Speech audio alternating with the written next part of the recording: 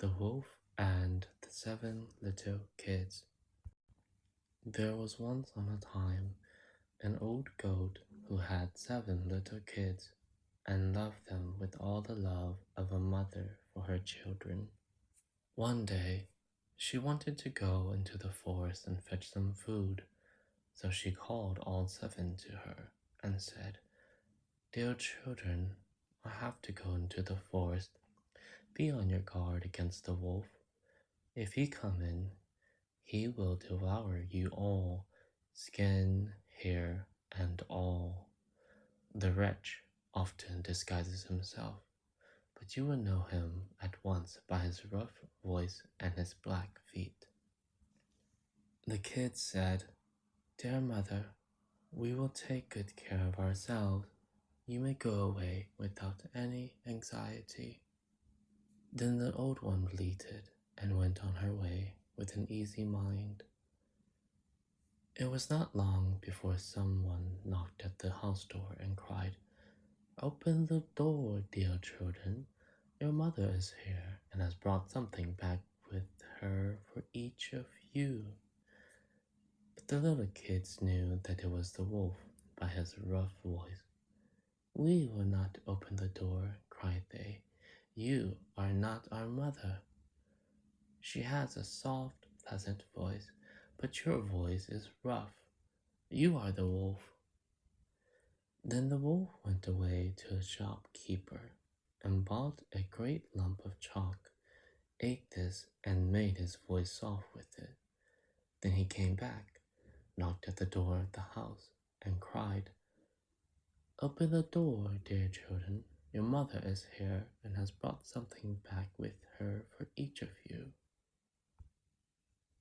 But the wolf had laid his black paws against the window, and the children saw them and cried, "We will not open the door. Our mother has not black feet like you.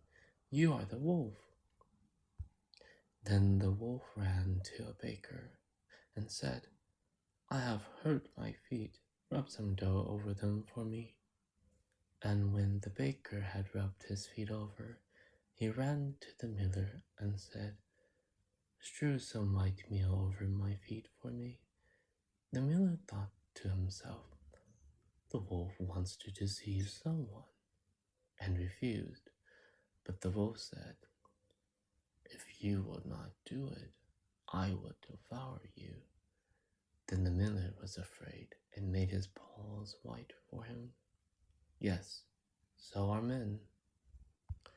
Now the wretch went for the 3rd time to the house door, knocked at it, and said, "Open the door for me, children.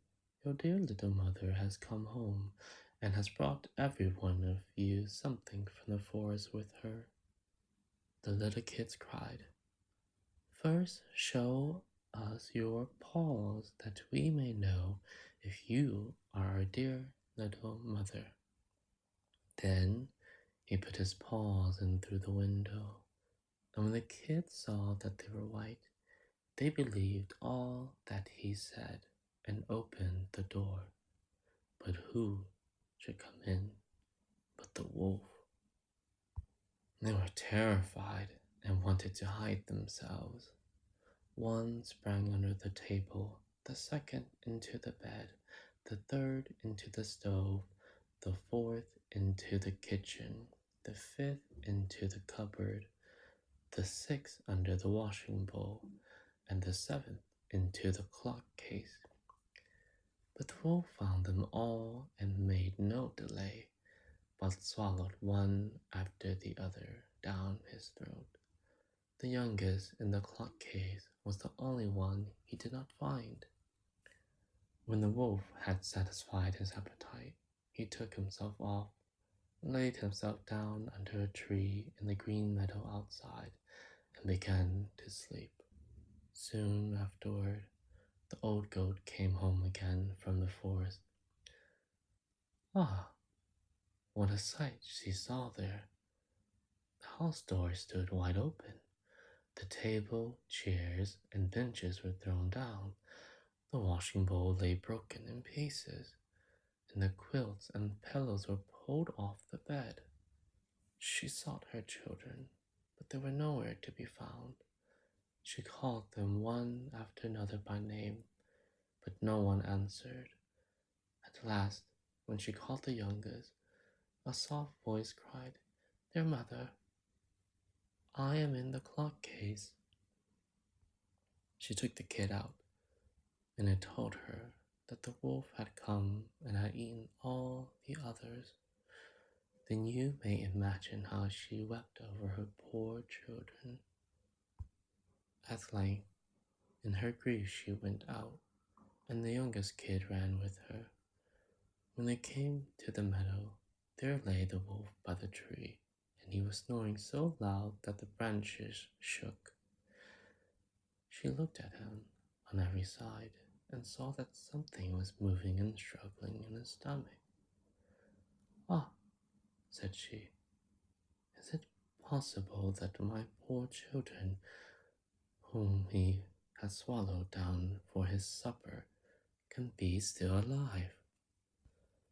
Then the kid had to run home and fetch scissors and a needle and thread, and the goat cut open the monster's stomach. Hardly had she made one cut, then a little kid thrust its head out, and when she had cut farther, all six sprang out one after another, and were all still alive, and had suffered no hurt whatever, for in his greediness the monster had swallowed them whole. What rejoicing there was! They embraced their dear mother and jumped like a tailor at his wedding. The mother, however, said, "Now go and look for some big stones. We will fill the wicked beast's stomach with them while he is asleep."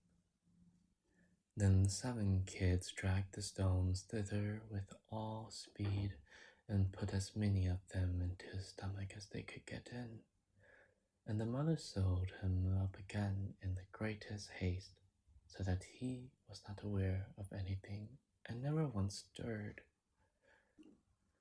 When the wolf had had his sleep out, he got on his legs, and as the stones in his stomach made him very thirsty, he wanted to go to a well to drink. But when he began to walk and move about, the stones in his stomach knocked against each other and rattled. Then he cried, "What rumbles and tumbles against my poor bones?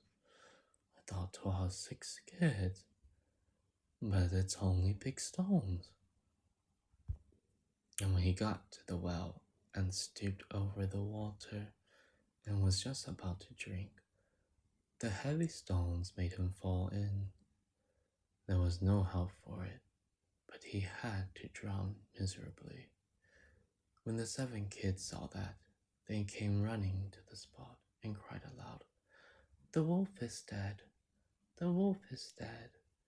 and danced for joy round about the well with their mother.